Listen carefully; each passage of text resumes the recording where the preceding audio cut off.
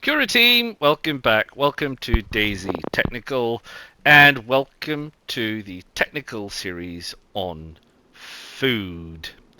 So, food and water are big things in DayZ, and a lot of people complain that they never find enough food or don't know enough about food or struggle with getting food and struggle with having enough food and by extension hydration. So, I'm going to talk all things food in this technical series, and I don't know how many episodes it's going to run to. If I can squeeze it all into one, jolly good. If it takes a couple, it takes a couple. We'll let you know. Um, some of the information that I have here comes from Wobo, and I will link his website below where I got some of this information from. Some of it comes from the DayZ wiki, which I will also link below. Although I will note that the DayZ wiki is very out of date. I will also know that the infographics that you will see later, which are by Osmondian, which I got from the Wobo website, are also quite old. They date back to 1.19. Now, I can only assume that what that means is nothing has changed since 1.19, but I do know that I have definitely found differences between my experience, particularly with growing things, and the information on the DayZ wiki. So do be aware that if you are using external information like that, it may not exactly always be up to date and accurate. So this is my server, but this is all vanilla settings. So the food that I'm going to talk about today and the growing mechanics and everything else have not been modified on my server. So these things will apply on any vanilla server that you play on. I hope. Obviously, I haven't played on all of them, so I just don't know. So, yeah, we're going to talk about food today and the different kinds of food that you can get and some of the nutritional values of that food and how to grow food and how you can find food and how you can hunt food. And at the end, we'll cover various things in relation to nutrition and hydration, growing times, the amount of seeds you can get, and if we can squeeze it in, we'll do a little bit on the different methods of cooking foods, because you can cook foods in a variety of different ways and they have a variety of different impacts on a number of mechanics in the game. So that's my plan. It sounds to me like it's going to be at least 2 episodes. I don't want to rush through it. It is important, and there's a lot of things to cover, and we will try and cover them as succinctly as we can. I haven't seen any other content creator or any other place put all of this information together in a single succinct package, so that is my intention. Now, I will also say one of the things I'm not going to be covering here is the mechanics around food and hydration in relation to how it is absorbed into your system, or how the apple and the water bottle down in the right hand corner of your HUD recognizes all of that stuff. There are some mechanics on that. Wobo has covered some mechanics on that, and also always streams and dumpgra, and I will link the Always Streams video below as well. Since I learnt all of that information, it really changed how I think about the game and think about how I'm consuming food and how I'm consuming water. So I do recommend you go and have a look at that. It is very important, and it does cover an awful lot of very good mechanics. There's no point in me repeating it, and I'm not going to repeat it here. So, we're going to have a look at food, and let's have a look at this display of food in front of us on our little coffee table. I'm starting with these because these are the most immediate things that you can find that you need no special tools to deal with and eat. Yes, I am aware that there are some canned goods with ring pulls. You don't need special goods to eat them either, but I'll be talking about all canned goods slightly later. So let's talk about the things that are on the table in front of us. Now, I will note that there is one Zagorki missing. I haven't got any Zagorki chocolate. I've got Zagorki and Zagorki peanuts, but I haven't got any Zagorki chocolate. But it's all essentially the same. It's just a slightly different package to give it a little bit more of something different.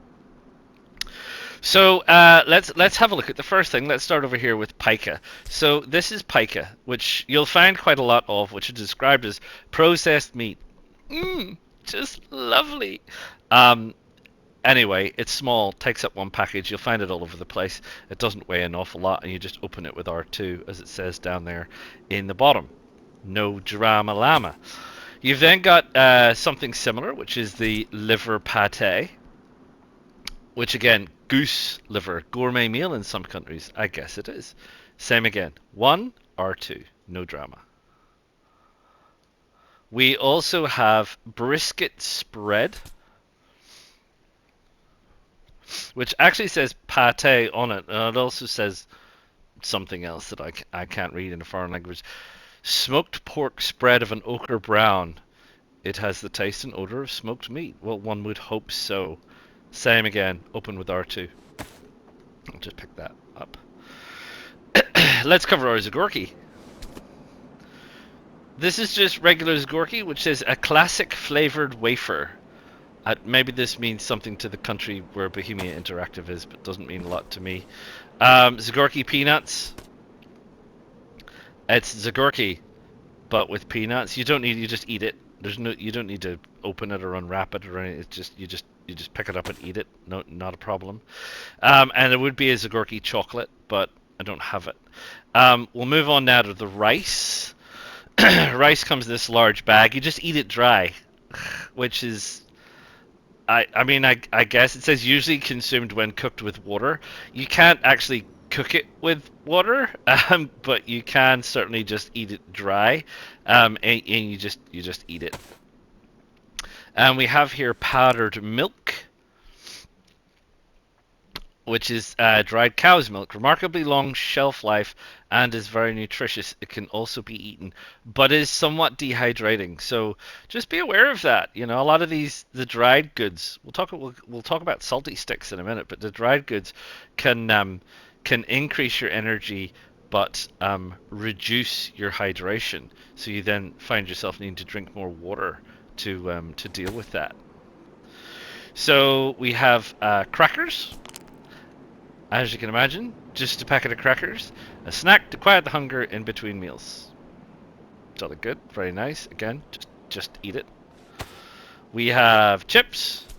Who doesn't like chips? Zagoria, salty chips, bag of chips. The brand is unknown, but the flavor is familiar. Salty chips. So expect that to be a little bit dehydrating. You then also have the salty sticks, and salty sticks in particular. I've found is quite dehydrating. As soon as you eat it, you'll find your water starts to go down. You just need to combat it with a little drink of something. We also have here the box of cereals. That's the back. There's the front. Crunching Crisps. Crunching Crisps. Delicious breakfast cereal made from highly processed grain sugars, vitamins, and trace amounts of hydrogenated petroleum. Well, at least I guess the developers have a sense of humor, right? Again, you just eat it. Not a problem. And we have these two jars here, which are very good. I do like the jars. Strawberry jam, which is strawberry jam. Takes up 4. But it says it's under a kilo. I don't know. Strawberry jam is expected to be a couple of 100 grams, not under, unless it's a really, really big jar for some strange reason. But very good to have, very nutritious, the strawberry jam. And the honey, which is my favorite, because I've never managed to eat, well, never. It would be a very rare occasion where I managed to get through an entire jar of honey in one sitting without my stomach being full. There's an awful lot in a jar of honey. It doesn't attract bears or bees. It's called moa, interestingly enough, or that's what it looks like to me. But it's definitely great food to have. It's under a half kg, so it's lighter than the jam, which is odd because honey's quite dense. Anyway, great stuff to have. Great stuff to have. So that's that. That is the simplest stuff that you can pick up, and it's all easy stuff, and it all fits into your info. This takes up 9, which is a fair amount. It says remaining 44%. There may have been some eating going on. The rest of the stuff is all down here at the bottom. I mean, 1s and 2s, the right 4s. The rice takes up to 6. But a lot of this stuff, it's great to have. It's the stuff you kind of nibble, wait a bit, move on, nibble, wait a bit, move on. In and of itself, these small things aren't going to fill you up, except for maybe the honey and the jam. But if you stack them all together, you can definitely get some good nutrition out of it. So that is really probably the first and the simplest things you can pick up. Right. So now we can talk about canned foods, and there's a bunch of canned foods on the table in front of me now. What I'm going to do is I'm going to talk about the ones that you don't need to open with a tool, like a can opener, and then I'll talk about the ones that you do need to open with tools. And I've got some interesting facts on what you can open them with. So the can of tuna here, for example. Can of tuna, if unopened, will last 2 to 5 years depending on storage conditions. It ain't going to go off. But you can see it has a ring pull on it. So you can see down at the bottom it says open. So if I flick R2 to open it, I can open it and then I can eat it to my heart's content. So another one of the foods that you can pick up in a can that's instantly edible. You don't need any special tools to deal with it. So if you're starting out, you find a can of tuna, you can just eat it, no problem. We'll talk about dog food in a minute. Canned pork is the same. So you get canned pork with ring pull, canned pig meat processed to last a long time. Once again, you can open it with the ring pull. Just be aware with this stuff that, especially with the cans, if you leave them unopened, they'll last, as long as you want. But once you open them, they have a chance of going off. Because you have opened them. So if you're going to open it, just eat it, would be my advice. Lunch meat, same again, ready to go, lunch for one. Yeah, I can't really read much on it, but it's still good, still nutritious, it's still something you can eat. And we have here cat food, which, will keep you alive. Now, just be aware, there's 3 things here. There's cat food, there's dog food, and there's unknown food. Now, you can eat cat food, and you can eat dog food, and you can eat the unknown food, but just like 2 at a time. That's it. No more than that, because if you start eating more than that, there's a very strong likelihood that you will get sick. So just be aware, unless you're using multivits. So if you pop a multivit, in theory, you can eat as much of that toxic stuff as you like, and you won't get sick. That's something that I'm going to try out later. I might do an episode on sick and getting sick and the cures for sickness in a technical, and I don't want to do that right now, just in case I'm wrong. But we might cover that later. So my advice is with cat food. And here we have the dog food with a little poochie on the side, which is great. And we have this thing over here, which is just the unknown food can, which always makes you sick. I don't know what's in it that makes you sick, but it always makes you sick. So the cat food, the dog food, and the unknown food can will make you sick if you eat too much of it at once. Now then, the other cans we have here is can of baked beans, which is jolly good. Can of baked beans, it is what it is. Can of peaches, nice condition, is what it is. Canned peaches are very good because they give you quite a bit of hydration as well. So I found with canned peaches in particular, you get quite a bit of hydration. But with all of these, canned spaghetti as well, you get energy and hydration. With the canned stuff, it's all pretty good because most of it is wet, right? So you're getting all of that. And this is everybody's favorite, which is the tactical bacon. Now, all of the other foods that I've shown you so far, you can find literally anywhere, but the canned bacon is a military product, so you really only find that in military areas, and it's very dense stuff, and like I said, we'll cover that later. If you want to open this kind of stuff, and again I'll cover it shortly, but if you want to open it, your best bet is the is the can opener.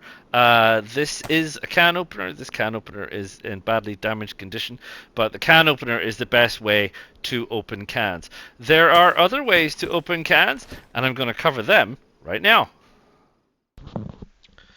So, here we are, and you may be surprised to know, I was surprised to know, that you can open a can of food with anything that qualifies as a tool. And I've got a list of all the tools here. So that's knives, wrenches, hatchets, sickles, axes, saws, pliers, pickaxes, meat tenderizers, anything you can think of. Any other item isn't going to work. Like you can't open a can of food with a section of pipe or a baseball bat, for example. And I wouldn't try and use a gun because you'll just destroy it. But if it qualifies as what you might reasonably assume to be a hand tool of some description, then you can open a can with it. Now, I have here the list of all of the items that I found that you can open a can with, and the percentage of food that was left in the can when I did so. Now, I'm going to say that knowing Bohemian Interactive and knowing DayZ, that's probably a plus or minus something in there, like a few percent or something. So don't come and tell me that you opened a can of food with a knife and you only got 85% food out of it and I'm wrong and I don't know what I'm doing. There's probably minor variations, okay?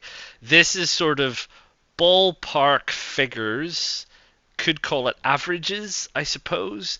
And it's the kind of thing you might expect and allows you to kind of think about prioritizing what kind of tools you have or what kind of tools you want to use for opening canned food. So, for example, I would never have thought using a meat tenderizer. So if you're down at the coast and you pick up a can of spaghetti or something and you have no way of opening it because you've just spawned in and you find a meat tenderizer, don't pass it by. You can use it to open the can. I don't know how. You smack the crap out of it probably, but so don't turn down any tools because they may come in handy. So I mean, the numbers are there for themselves for you to have a look at and work out. The can opener obviously is the best thing. You get everything out of the can. It's in the can, which is fantastic, and that's great. And the pickaxe is the worst. Not surprisingly, I suppose, depending on how you would have to open a can with a pickaxe. But there's all the numbers. Take them away, use them at your leisure. And like I say, don't turn down the possibility of using the tool to open a can because you can. Sorry. Moving on. Right. So before we move on from here to cover growing your own food and farming your own food, which is the next thing I want to do. I wanted to cover some of the nutritional side of the stuff that we've talked about. So this chart is the chart from Wobo's website, which is created by Asmondian. And like I said, it's from, as you can see in the top corner, it's from PC Build 1.13. So it's a bit old at this point, but I'm assuming not a lot has changed. The numbers are very similar to some of the numbers that you'll find on the DayZ wiki, plus or minus, minor differences here and there. But it's kind of the cut and thrust of the generalities is what I want to have a look at. So it's obviously split into items that are low nutrition, medium nutrition, and high nutrition. And I would say there's things in there that we haven't looked at yet, or we'll talk about later, and some things that don't apply. So elderberry and rosehip. I don't know what they are. I've never found those as a consumable product. I know there are plants, but I've never found a way to harvest those. So presumably this was something that was on the PC build that has been removed or something. I'm not 100% sure. And there's a list thing there for fruit and mushrooms and stuff, which we haven't covered. Quite helpfully, it covers the hydration status for water, which is 1,000. So that's the most amount of hydration you get. Obviously, not surprisingly. And up in the top, there's a little infographic which gives you some helpful advice on the different statuses of the bottles and the apple. So as you can see there, that the color coding isn't uniform, which I've talked about before in other videos. And like I said, if you go have a look at Always Streams videos, he covers it as well. So in terms of the stuff that we were covering, you've got the low nutritional items that are easily found, like the salty sticks and the crackers and the chips and the Zagorki and so on. So that's all down there. Medium wise, more Zagorki, the peanuts. You got the pica, things like the Zagorki chocolate brisket spread, canned sardines, liver pate, the cat food and the dog food. Which is better. It's getting there, and like I said, you do get a relatively good amount of hydration of some of the stuff like the cat food and the dog food. You're getting, for cat food, 312 and 312, which is not too bad, really. And canned sardines, obviously, you're getting 250 food and 200 hydration. In terms of the high nutrition stuff, the stuff that you really want to grab if you absolutely can, obviously tactical bacon is the best. 1200 and 200 honey. Like I said, one of my favorites to get honey. I was surprised to read this box of cereals. I often turn boxes of cereals down. I never really thought that it had that much nutrition in it, but it does, which is quite interesting. And unknown food can. 800. Again, fear of getting sick means you turn it down, but you can eat it. You just need to do it a little bit at a time. And it's 800 and 400. That's pretty good. It's the best of all of the cans, except for the tactical bacon. That's crazy. I didn't know that. Baked beans, powdered milk. Quite a surprise. Didn't think it would be quite as high as it was, but I suppose kind of makes a bit of sense. Then you got all your other kind of canned goods working down, spaghetti and peaches, strawberry jam, canned pork, and so on. So yeah, so items on the right, things to focus on. Items in the middle, things that you probably don't want to turn down in a hurry. Items on the left, grab it if you need it, but maybe not something that you particularly worry about. We might revisit this infographic a little bit later. We might not. I've done some other infographics in relation to some greater detail on some other things, but it's a good one to have, and it's a good one to note, and it's a good one to go and have a look at. Peruse it at your leisure. But for right now, what I want to get into, what I want to talk about, is farming and agriculture. Right, so let's talk farming. It's not really farming, it's more gardening. Farm Simulator it isn't. But you can grow things, and you can grow things to eat, you can grow things to cook, you can grow things to make use of. There are some things that you are going to need to know, however, before you embark on this wonderful journey. So obviously glass houses or polytunnels. In this case we have glass houses. Glass houses have the opportunity to create garden plots inside them. I've created garden plots inside these, but when you first run across a glass house, it isn't ready to plant. It's just bare dirt. You need to grab your hoe or your shovel or your pickaxe. And the first time that you come into one of these, it will give you the option to create a garden plot. So you need to create a garden plot. You can also remove a garden plot with a hoe, but it will give you the opportunity to create a garden plot, and then you'll see that these these 9 little circular depressions will appear, and they're the places that you can plant and grow your products. Alternatively, you can plant them outside. You can choose to select with R2, and obviously the same rules apply. It won't let you do it on a slope. Doesn't like slopes. Doesn't like roads, so it won't let you do it on a road. Doesn't like things where it's going to clash with roads and various other bits and pieces. But if you do find yourself a lovely flat spot somewhere, then what you can do is you can create garden plots, and these are some of the garden plots that I have created. Now, things to be aware of with garden plots is this one is newly created, and you see how it's kind of all the same color, and you see how this is a darker color. If you want plants to grow, you need to be able to water your gardening plot. You see that gives you the opportunity to water. So water this one. I'll show you what I mean. Right, now you see it has changed color. So it is now changed color, so that can now accept seeds, and it will be able to grow. There's a bit of an issue with garden plots in general, either in the glass house or out here, where you have problems with watering. If you can't water the garden plot, you can't grow anything in it. So my advice would be, if you are proposing to do any gardening, check that you can water it first. Because if you put the seeds in and you can't water it, the only way to change it is to remove the garden plot and put the garden plot back and try again. And or log off and log back in again, because you may be desynced. But there's every chance that you will lose the seeds. So you may not have that many seeds, and if you're using potatoes, you use the potato itself. You might only have one. So you don't want to lose it.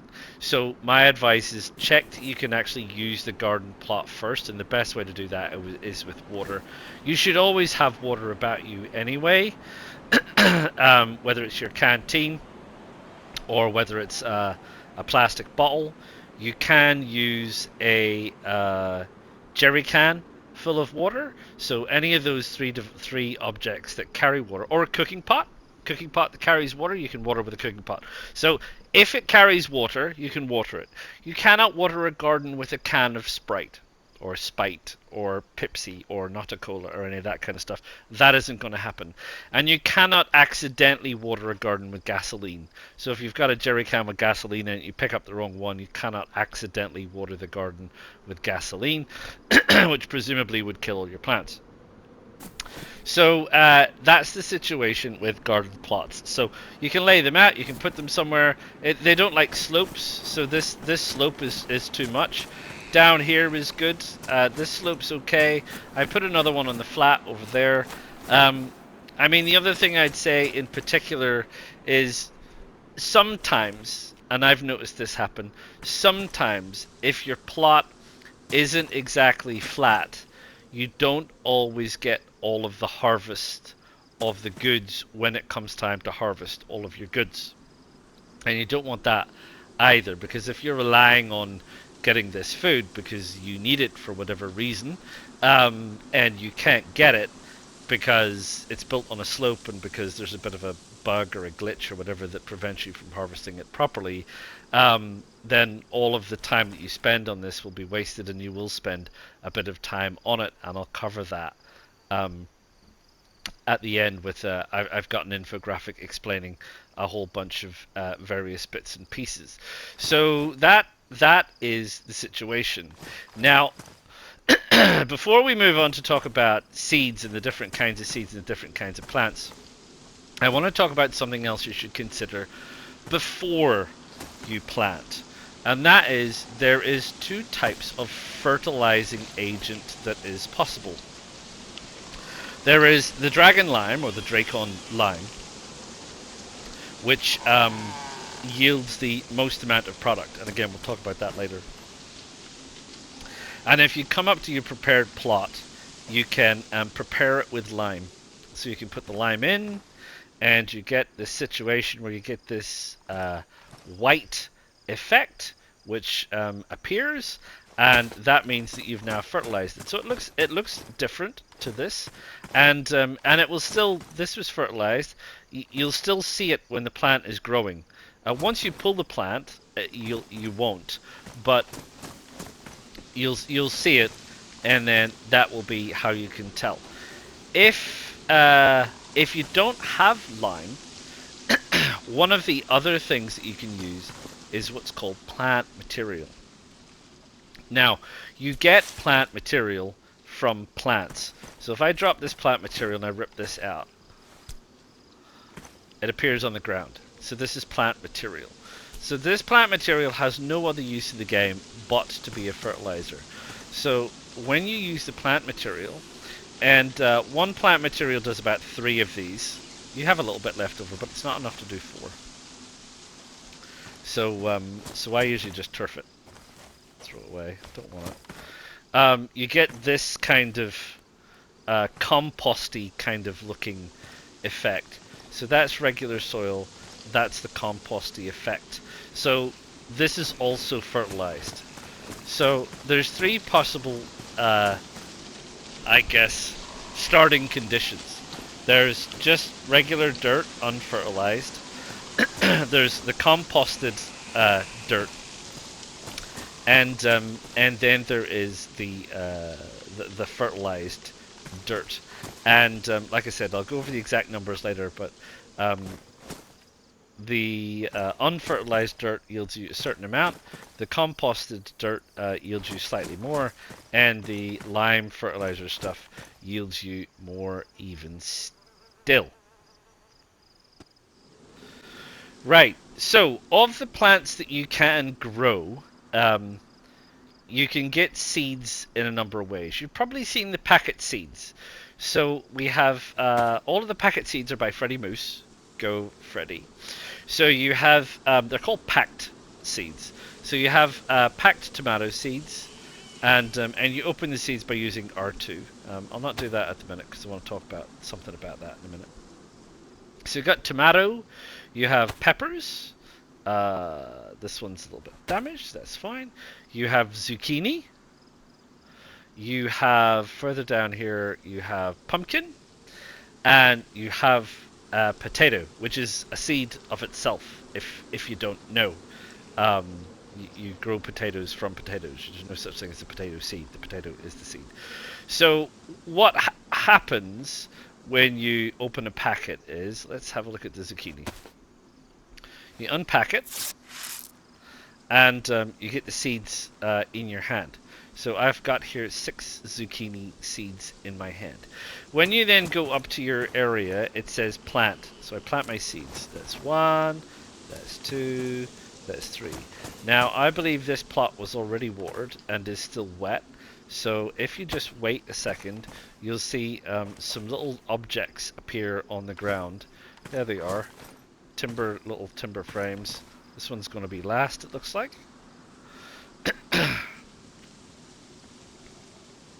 Are you going to go? Do I need to look away? There we go. So, a couple of things to note. So the first thing is, while I planted this first, second, and third, this was the last to pop up. So that means that how this is going to happen in terms of growth is, I think this one was first, and this one is second, and this one will be last by a little bit.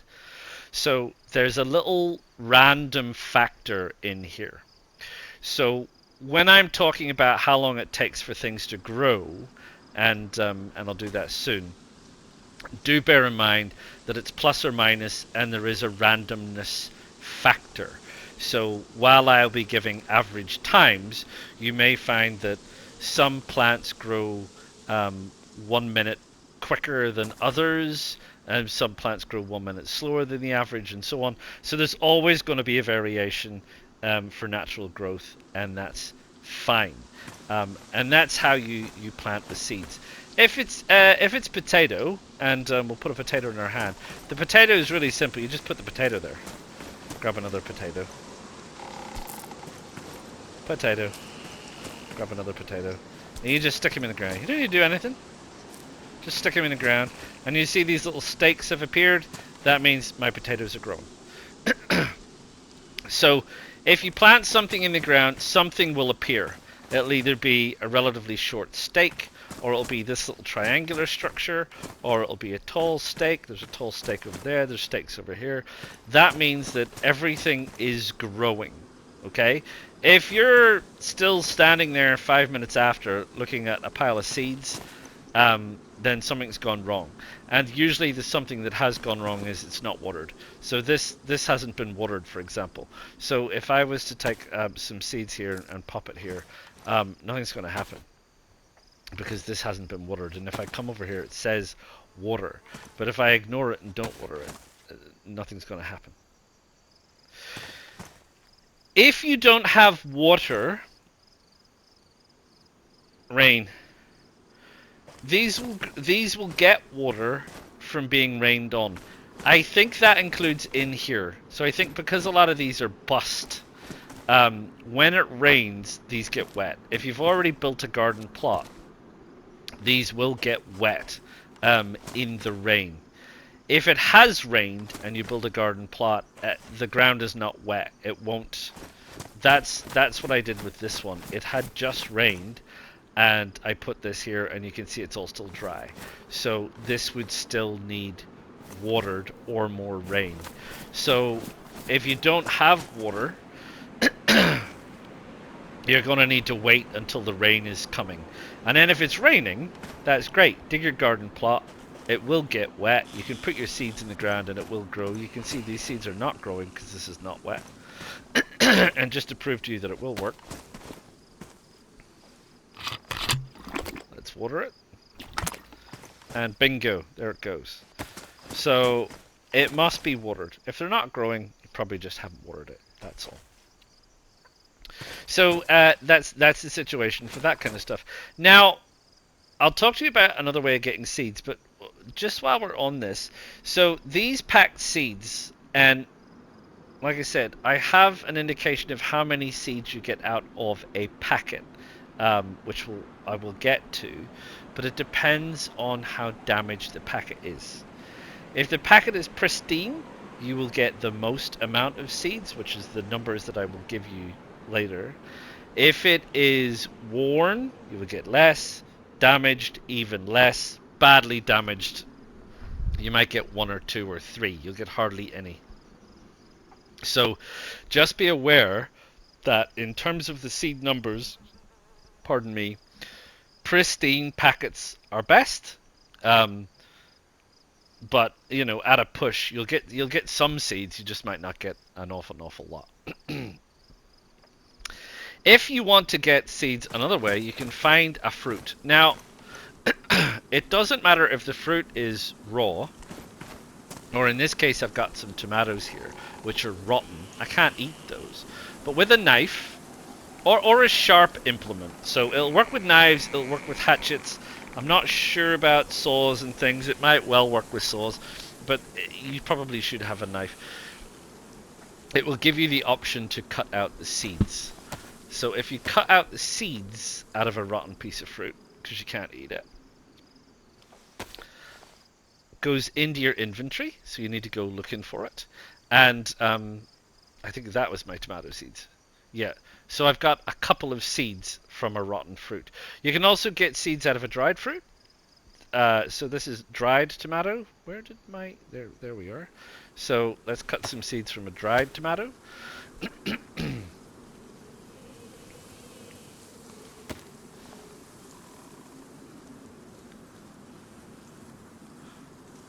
4.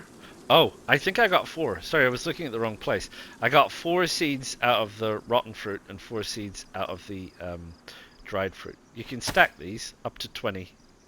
So same as ammo, you can stack up to a maximum of 20 seeds of the same type. So I've got 10 tomato seeds, and that's absolutely fine. Same with any of the other fruits. So I have some peppers over here. You can get some stuff from peppers, different numbers of seeds from different fruits, and I'll go through that. If you want to get seeds from a pumpkin, you need to cut up the pumpkin with a knife. It says prepare, because you get 2 different things when you cut up a pumpkin. When you cut up a pumpkin, you get seeds, but you also get pumpkin slices. In this case, the pumpkin was dried, so I'm getting dried pumpkin slices, and I can eat those as they are. We'll talk about eating fruit in a second. But I get 12 pumpkin seeds, which is quite handy. 12 pumpkin seeds. Just to be clear, dried fruit, raw fruit, and rotten fruit, but by which I mean the vegetables themselves, the fruit of the plant. Absolutely, you will get seeds. Boiled or baked, you will not get seeds. It gives you the option to do it, and I've tried it a number of times, but you don't actually get any seeds. It says cut out the seeds, but they don't happen. I think that's how the game makes it function. So if you have cooked the vegetable other than drying it, you won't get any seeds out of it. Boiled and baked, you're not going to get seeds. That's just the way it goes. In terms of eating fruit, if this was a fresh tomato, you can eat fresh tomatoes. You can eat dried tomatoes. Dried tomatoes are perfectly fine. Absolutely no problem. Any dried vegetable, any dried fruit is perfectly fine for you to eat. Absolutely not a problem. I think we've covered potatoes before elsewhere, but if you want to eat a potato, you have to skin it first. You have to peel it. So you have to. It's the only one that you have to peel, but you have to peel it, and there it is, and it says I can eat it, and that's fine. You need to peel it to cook it. By the way, you can't roast the jacket spud. You just ruin it. You need to make sure your potatoes are peeled to cook them. I'll be doing a cooking thing at the end or in another video. For pumpkins, like I've said, you need to split them up, so you get pumpkin slices. You can't eat a whole pumpkin, but you can eat dried pumpkin slices. So as long as they're dried, that's perfectly fine. Don't eat anything that's rotten. Same with peppers. You can eat dried peppers. You can eat raw peppers. You cannot eat rotten peppers. And zucchini. Zucchini looks a little bit weird when it's dried, but you can eat it raw, and you can eat it dried, and you can eat it obviously cooked, and that's how you get these things to eat. Right. So we just want to talk about growing phases right now. So you've seen some stuff planted in the ground, and you can see that there is some stuff planted in the ground, and some of this stuff is in different stages of growth. I think there's stuff over here. So by and large, this is about to change up. By and large, they start out with nothing, and that's like a germination period, and then they go through, depending on the particular plant, and I've got the stages infographic, which we'll talk about when we get there, but it'll go through a number of stages, at least 3, sometimes 4, where the plant will change. So you can see here you've got the small germinated seedling, you've got what appears to be stage 2, which is this slightly bigger than that. You've got stage 3. There's a big jump up from 2 to 3. You see it's just gone up now. This one will go up very soon. This will go up to stage 3. And then you have stage 4, which is this stage. Now this stage is rotten now.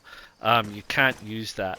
When it's ripe, it will give you the option to harvest. I think the zucchini is ripe. So yes, it says gather zucchini. So this is how you gather. And look, one zucchini. One lovely fresh raw zucchini. Do be aware that when you gather it, it just drops it on the ground, so it doesn't put it into inventory. You have to make sure that you pick it up and put it in your inventory. I don't need a rotten tomato. So make sure when you're gathering product that you actually check and pick it up. Otherwise, you're just going to leave it lying on the ground. Now, like all gardening, when you plant stuff, this can happen. One of them dies. So these were all planted at the same time, and 2 of them are good, and 1 of them has rotted. That's always a chance. There's always a chance that you'll plant a plant and it will rot. So I tend to plant at least 3 at a time, and I maybe lose 1. Worst case scenario 2. But if you plant 1, you can stand the chance of it rotting. So do be aware that there is a possibility when you plant these things that they'll only go so far and then they'll rot.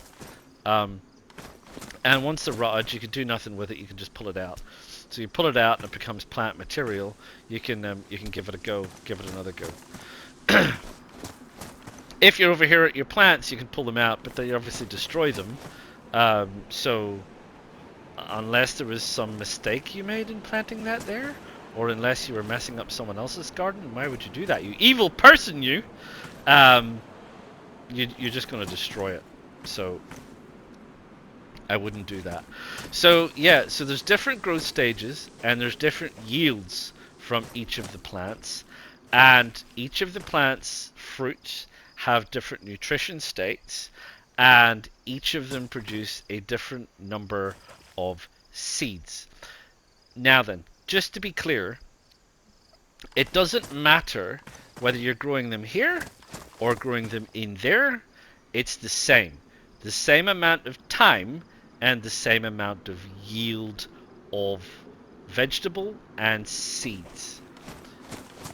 If you are growing it with fertilizer or compost or nothing, the times are always the same. Putting fertilizer in will not make it grow faster. Putting compost in will not make it grow faster. All of the plants grow at the same speed regardless of inside, outside, lime, compost, nothing. They all grow at the same rate. The fertilizer changes how much of the fruit you're going to get from whatever you planted. Okay? Happy? Right. Let's have a look at some of the technical bits.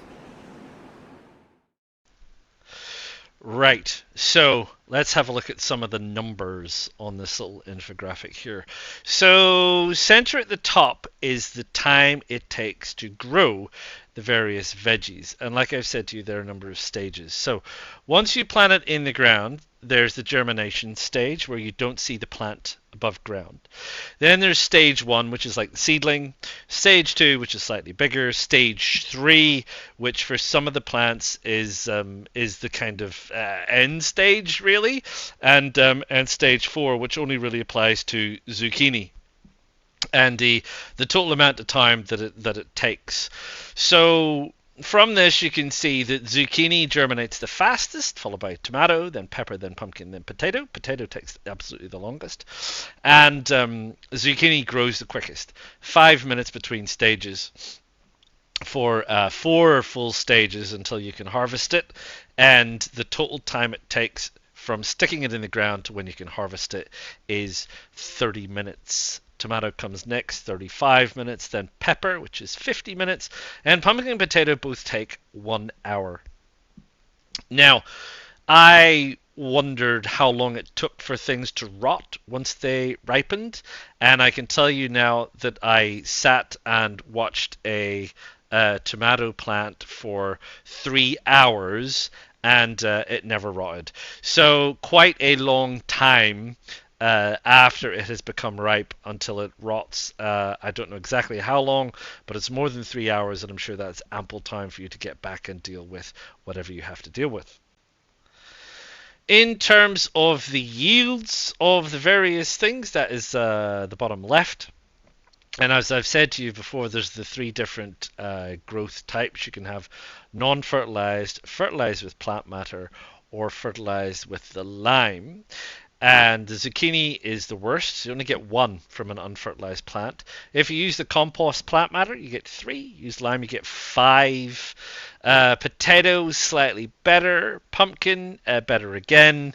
Pepper and tomato is by far you get the most amount of fruit off the tomato plant, which kind of makes sense if you're ever used to tomatoes. In terms of the seed yield then, and remembering what I said earlier about pristine packets of seeds, a pristine packet of seeds of zucchini will get you 8 seeds. If you harvest them from the fruit, you'll get 3. The tomato is 6 from the packet, 3 from the fruit each. The pepper is 6 from the packet, 5 from the fruit each. And the pumpkin produces the most, which obviously if you know anything but pumpkins makes some sense. You get 8 from the packet and 14 from the fruit. Right, so moving on to what this nets you in terms of benefit. And bear in mind that this infographic covers some of the things I haven't talked about yet, such as apples, pears, plums, and mushrooms.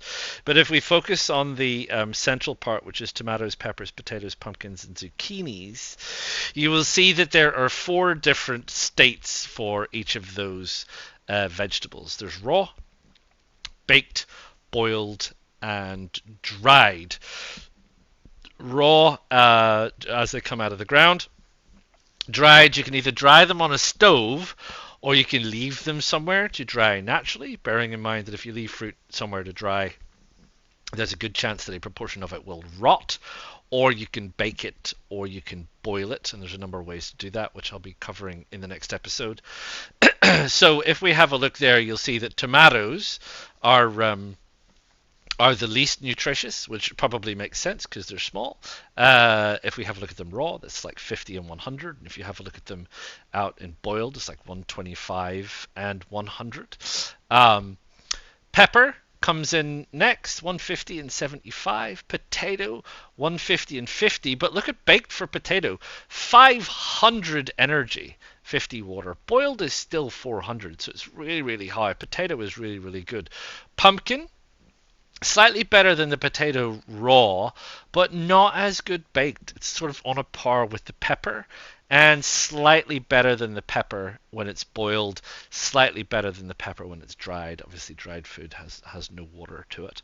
But the zucchini seems to be pretty much the king on this one, because even raw, straight out of the ground, the energy you get from it is 250. Pardon me, with 150 water.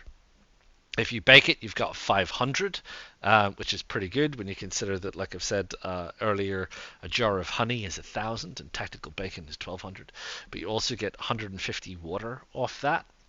And boiled is 400 energy and 300 water, which is also great. And dried, you still get 400 energy. So the zucchini is a bit of the king on the energy front. Just do be aware that the issue with the zucchini is, while it does grow fast, it is small yield. But I still think the zucchini then is the winner in terms of the veggies, because it grows the fastest but has the smallest yield, which is true. But if you're using fertilizer, you can get a reasonable yield. You might get 3 plants each, and 3 zucchini off each plant. And if you've got enough seeds, like a packet of seeds, you might be getting 5 or 6 plants, so you're getting plenty of food. And if you dry it, it will last for ages. And you could dry it on a stove or whatever, that's fine. Or even baking it, baked will last ages.